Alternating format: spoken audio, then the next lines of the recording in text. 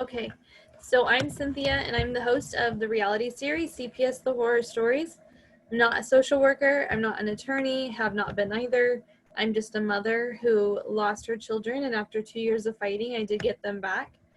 The reason that I do my show is so that people can share their story, their truth, and how CPS has affected their life.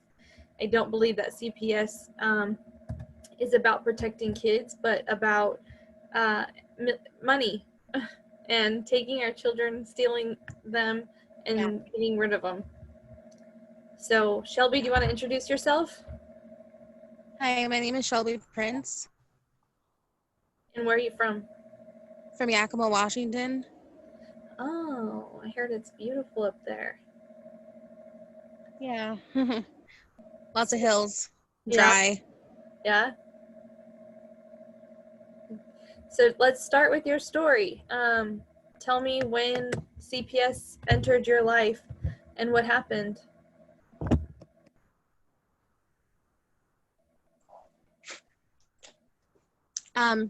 So I was taken from, from what my grandma said, my mom actually died before. I grew up in foster care from the age of 2 to the age of 17 and a half. They kind of kicked me out. And they threw me in the Mission, which is another homeless thing that's around Yakima. And I was through multiple foster care homes. I can't even count how many I was in. I was abused. I was traumatized mentally, physically, emotionally. And every time I would tell, I couldn't even tell a social worker because they would not believe me. They just thought I was another problem child, and I wasn't. Because the first home that I could, well, the second home that I could remember, I was abused there from the age of 4 to the age of, I think I was 11. So it was not a good place for me. And I actually know another lady who is fighting to get her child back right now too. They took him from her because of something that I don't even think is her fault.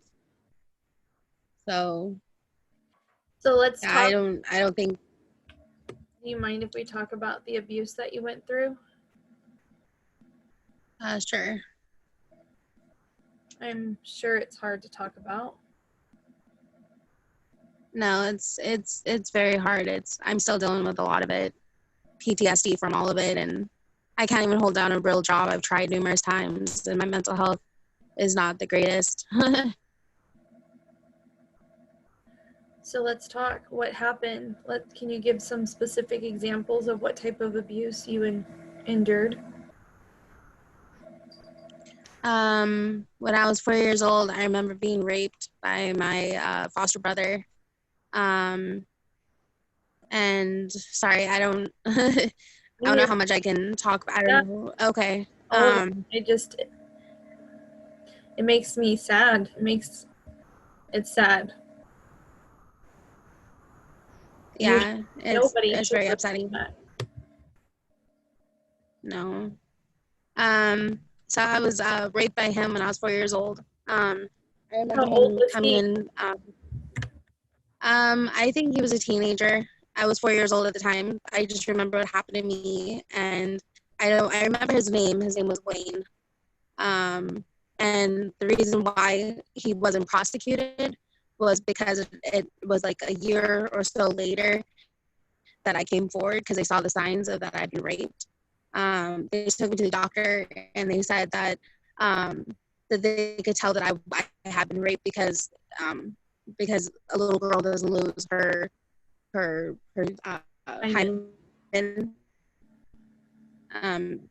Her hymen, and they could tell it wasn't like a bad accident or anything that I had been raped. So he wasn't prosecuted because as a little girl I couldn't say vagina or penis or any of those words. And then after that, that's when the physical abuse started happening in my new foster home. Why it started happening, I can't honestly say. I was in that foster home from the age of 5 to the age of 11, I want to say. And I was physically, emotionally abused. By the time I got out of that foster home, I was really underweight. And I was dealing with a lot of trauma. I actually just recently got in contact with a couple of those foster kids that were in the same home as I was. But they have different stories and they don't understand why I hate those foster parents so much and why I was so happy that the woman who abused me was dead. When I found out that she had passed, I was ecstatic. I was happy because she could no longer hurt me again. I still feel sometimes like I'm still going through that trauma. Yeah.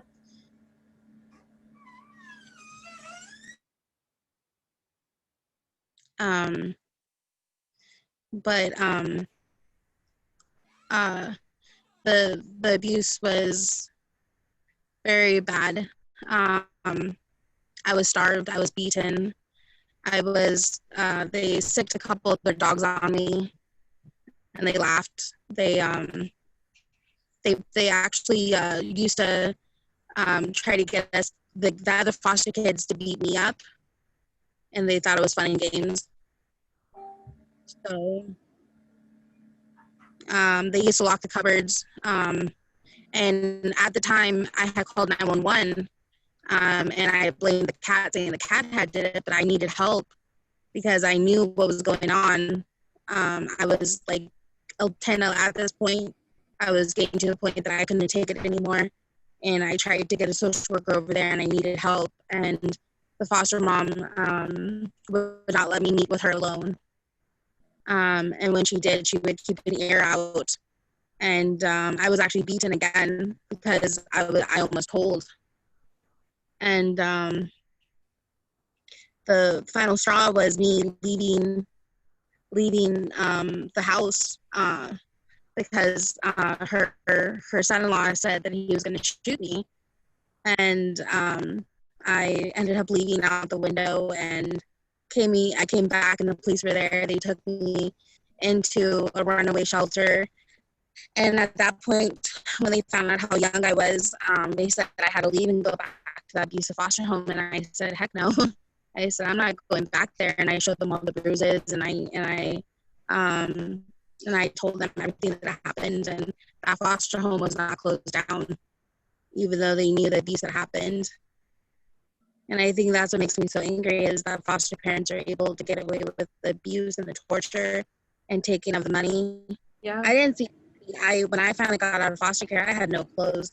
I had nothing, you know. And I later found out they were paid $700 a month to take care of me. Did I see any of that money? No. So.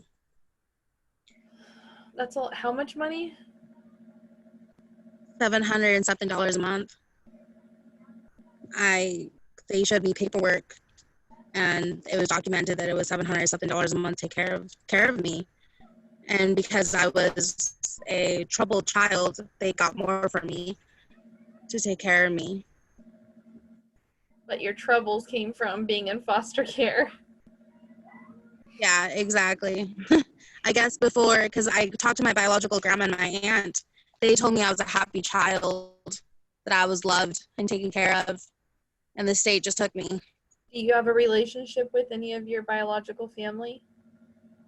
Now I do. I finally opened up to them and told them about what happened to me and how much it still upsets me that, you know, I couldn't have stayed with them. If I would have stayed with them, my life, I'm pretty sure would have been different.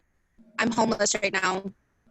I can't find housing here in Yakima because of the pandemic. So it's really tough right now. And I'm working with mental health right now, but they have known me since I was a kid. So they remember who I used to be, not who I am now. And I actually overdosed about almost a year ago. I overdosed to try to kill myself again.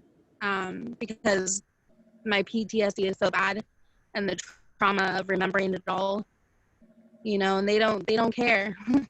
What did you overdose on? So, some of my antipsychotics, I took a whole bottle of anxiety pills in front of my fiance. Are you still engaged?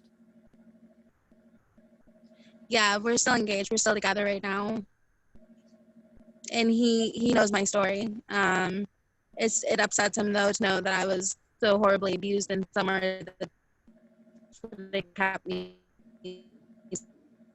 safe. Um, but and care, I believe I've actually even said it myself that I think it's one of the biggest human trafficking that there is in the United States. Can you tell me? Because you know they traffic kids back and forth to different homes. They get money from them. Yeah. Can you tell me what you're doing now for your mental health? I see a case manager every Thursday, and I take medicine that I sometimes and sometimes don't take. It just depends on how my day's going. But I'm on disability for my mental health. I've tried to go to community college. My mental health got really bad then, so I had to drop out.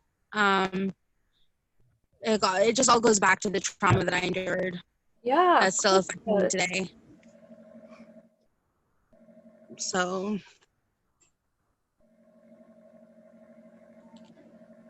but I don't know. It's not a good place. I tell everybody my what I went through, and if they're thinking of having a child, I just tell them keep them. Don't get them taken away. Don't, because foster care is not a good place. It wasn't for me anyways. I mean, I've heard different stories of sometimes it's a good place, sometimes it's not. A lot of us don't talk about the trauma though. It needs to be talked about. It needs to be. Yeah. Right now you're not just helping, you're helping a lot of people because there's other people who've been in the system and who've been abused, who've been raped, who've been molested, who've been hurt, who've ended up with mental health issues all because of the department. Yeah. And they knew about it. They just decided not to do anything. And these foster parents get away with it. And it's like, what can we do to stop them? I don't think there is anything that we can do. As a child, there's nothing that I could have done. I tried numerous times to kill myself because, I didn't feel like anyone cared, anyone listened. I was being raped and abused the whole time. There was only about a handful of homes that I was safe in.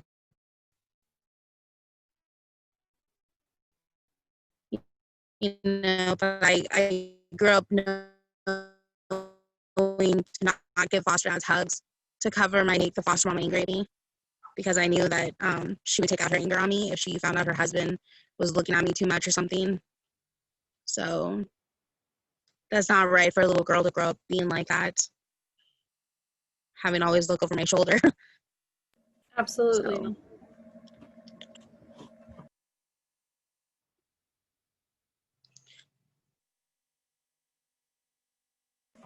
What would you tell other people who are in your situation, who've lived a life like you? What would you tell them? It gets easier over time, but it doesn't get easier over time, I guess. You just got to remain strong and find your connections as an adult.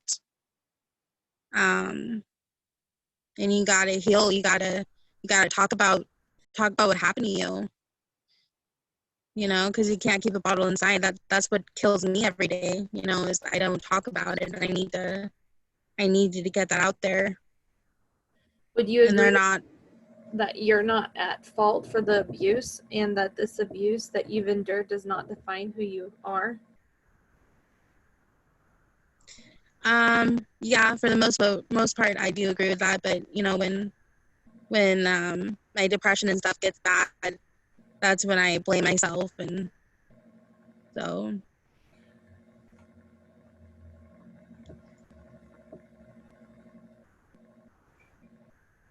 I'm sorry, Shelby, that you've gone through this.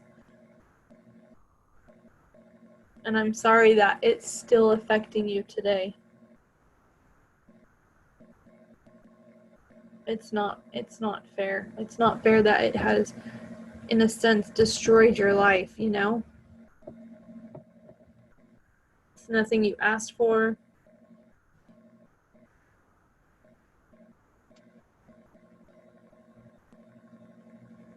I wish there was something I could yeah. do.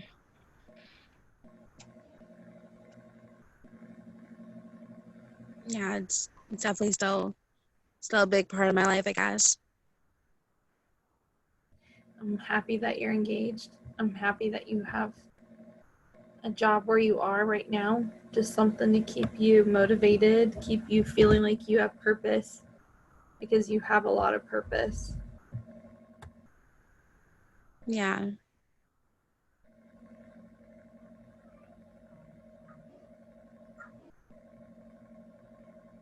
Is there anything else you would like to say?